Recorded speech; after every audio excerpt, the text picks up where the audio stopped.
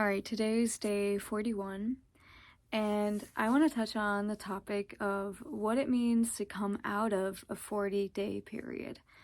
What did it mean for Jesus to overcome temptation? How do we overcome temptation? How do we hold fast to the promise of not selling our dreams short? Not saying that we must bow down to something else for something that's already promised for us. When you finally get out of the desert and this barren season of life, you have the opportunity to establish a new way of self.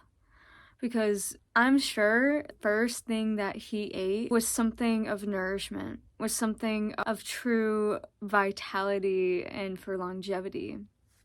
And when we decide not to sell our dreams short, we choose for the lifetime warranty. We want the thing that lasts forever. We want the longevity.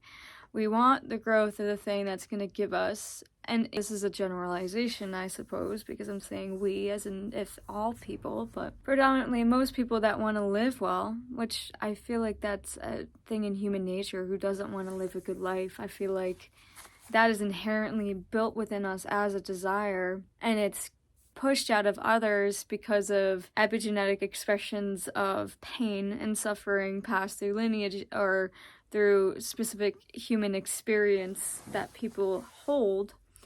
So what does it mean then to live out of the embodiment and the truth and the present of the promise after such a waiting period? It's like when you finally leave that season of darkness and you see a plant sprouting. Let's say it's an oak tree and it's finally sprouting through the soil. That sprout is susceptible and it's vulnerable. It's super flexible and malleable, but it needs to be protected because too much light will scorn it and too much water will drown it, and the environment has to be right. So what must you do once you leave that 40-day period and you enter your 41st day? You must be aware that you're a new being coming out into the world then, and that it's just the beginning, and to be flexible with yourself and make sure that your environment is the environment for you to grow in. You must know that there is a design, a blueprint within you to be unfolded in a specific way.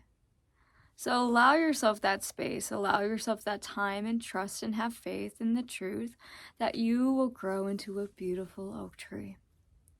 And that is for you, and you're meant to live fruitful. You're meant to have good relationships in your life, and love, and wellness, and prosperity. It is for you. It is for all beings on this planet, in fact. And if someone gets passed down a program, there's a coding in which there's a program that limits a person from seeing their design, then one must go through that 40 period of time to not be tempted to live the way that they've known, or to live less and serve a lower servant. It's interesting to think about. There's so much to learn. And I feel like there's one more thing. The trick to all of this is to live without wants and desires. Because, for example, Jesus could have wanted the power over humanity and the kingdom and whatever, even though he knew that that was what was gifted.